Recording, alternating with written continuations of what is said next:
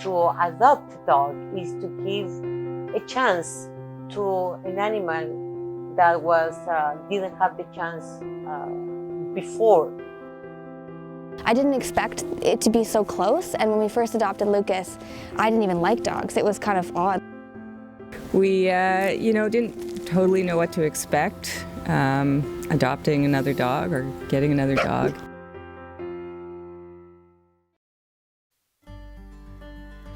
Talia Holtz has always loved dogs. In her home country of Chile, there are more than 2.5 million stray dogs on the streets. Talia wants to change that. This all started like 6 years ago when I saw a post in Facebook about a puppy that was rescued and was left behind in a shoebox, starving and crying, and in the middle of the night a young girl found her and put it in the post. I totally fell in love with her. My husband saw me how I was, very upset, I was crying, and he knew that I wanted it so much, so he says, just go for it. He bought me the ticket, and a week and a half after I was in Chile with her in my arms, and the rest is history. Most people have their houses laid out in a way they like. But to Talia, this house is not hers. It's the dog's. Okay, this is Felix, our first dog. This is Sophia, the first puppy that I rescued when she was 2 months old. And this is Cooper. Cooper is a adorable dog that was adopted here in Rotunet. And my husband decided to adopt it, so now he's part of the family. These are our 3 babies so far. So far. Though Talia was happy saving 2 of her dogs from Chile, she knew she could do more. When I was flying back to Vancouver, I was thinking, what can I do? How can I do to be able, if I'm capable and able to bring this puppy and save her, why I cannot do with more dogs? There are so many suffering on the street, and here Canadians are different. The culture is different, the education is different, and they don't treat the animal as a pet. Most of the people treat them as a family member. So that is what I want. I want to give them the chance that in Chile, in my own country, the people were enabled to do it. And thus, Homeless Pets Canada was born. Talia's way to get as many of Chile's stray dogs off the streets and to the forever homes in Canada. And to work here in the office, and here is where Homeless Pet Canada produces everything. However, starting an organization on her own was no easy task. My husband supports me 100%, and so my son, Nathan. But I know, and I have to recognize that my husband will love to spend more time with me and not talking about the dogs. And not because he doesn't want it, it's just because I think he feels like I left him a little, behind. The stress this task was building, not only on her, but her family, was becoming too much to handle. I just started realizing, I followed the homeless pets on Instagram, and I just saw they needed more support. Talia was doing it all by herself, working full time, doing her best to advertise these dogs, and I said I'd love to help out. Homeless Pets Canada grew.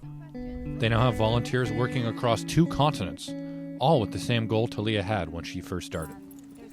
One volunteer in particular has a special bond with Talia, based on how they first met.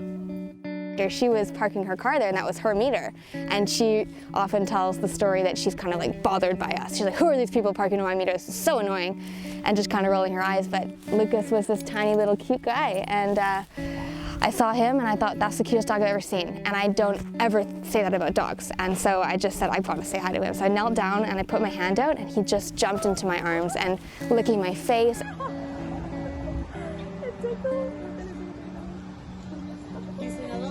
He just kind of chose us, and I had to pull him off me eventually, and I saw him kind of walk away. They walked across the park, and I was like, that was beautiful. My boyfriend's like, he's perfect for us. And I was like, what? And And he was like, oh, well, he's up for adoption. And I said, no way. And I ran across the road. I saw them in a park across the road, and I just chased them. Eliza provides a set of skills to the organization that Talia was missing and desperately needed. She acts as the matchmaker between the dogs and their future families. The most amazing reward was getting these dogs here and seeing these dogs that I had adopted, that I had, worked so hard to find families for. Over the past few weeks, we've seen COVID-19 spread around the globe. Here in Canada, 93 cases have been reported, and on Monday, 1 person died. COVID-19 hit everyone hard. With borders closed, the plan to bring dogs home had many hurdles. It was on September 2020 when they say, I'm sorry, Air Mexico canceled our trip again and says this is not going to happen probably in November. However, we will move it to October.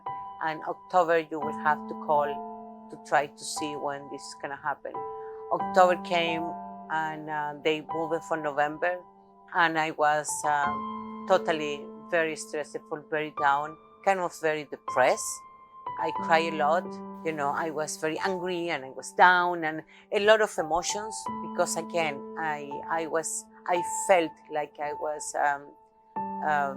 putting down not only the people, but the animals. Tell the family was the hard part because it was a lot of disappointment. People get upset, angry, and a lot of frustration for us because we have to deal with 30 families that adopt 30 dogs, and we tried to do our best, but it was not up to us. It was like months and months waiting for the news. It started feeling like, oh, is this ever going to happen? It was a bit frustrating because we were getting dates, but I completely understand with COVID, it was out of anybody's control. So we have to wait, and every month was a knife in the heart. The only thing that kept pushing me mentally was the dogs in Chile. As soon as we have a gap on December, we start flying. In 3 weeks, we have 10 dogs for each week, 30 dogs in total between the 14th and the 27th of December. Todo el equipo de Homeless Pet Chile, Homeless Pet Canadá y Patitas Toesca colaborando con el transporte de los niños a Vancouver. Acá están. Saluden. Saluden. Vamos a salir en la tele, dígale. Todos los perritos esperando embarcarse. A Vancouver, Canada. Was sitting in the flight from Mexico to Vancouver. I break down. I cry because I realized what I was doing was something like nobody else is doing. This is really overwhelming. It is, I just want to be with somebody to hug, and I am so happy, very happy. Very happy because I know they're going to be happy.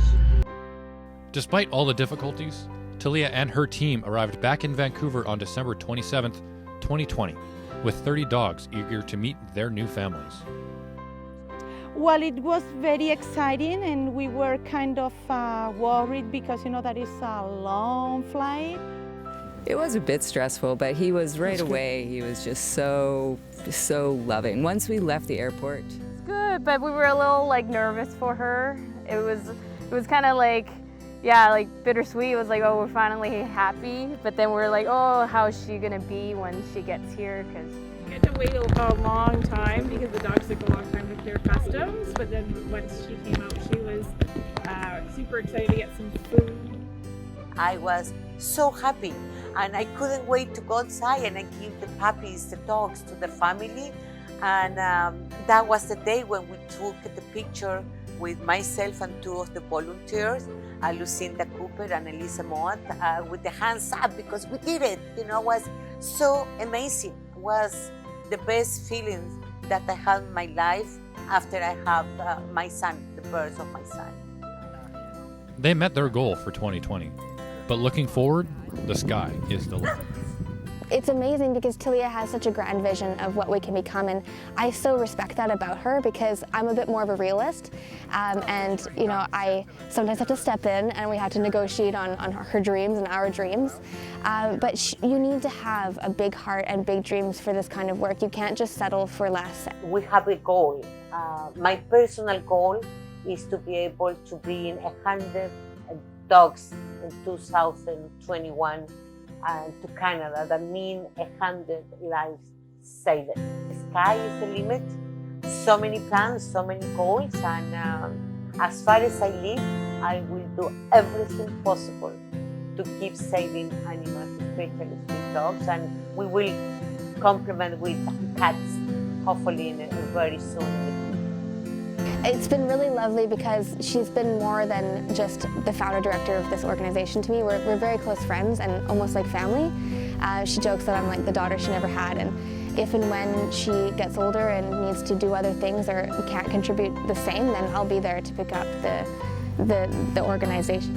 As Elijah, Lucinda, Josie, Lola, Alicia, everybody's working together to make this dream come true. So I'm so happy to have them. It's nothing in this world that made me more happy, made me feel good and fulfill my soul is doing what I'm doing.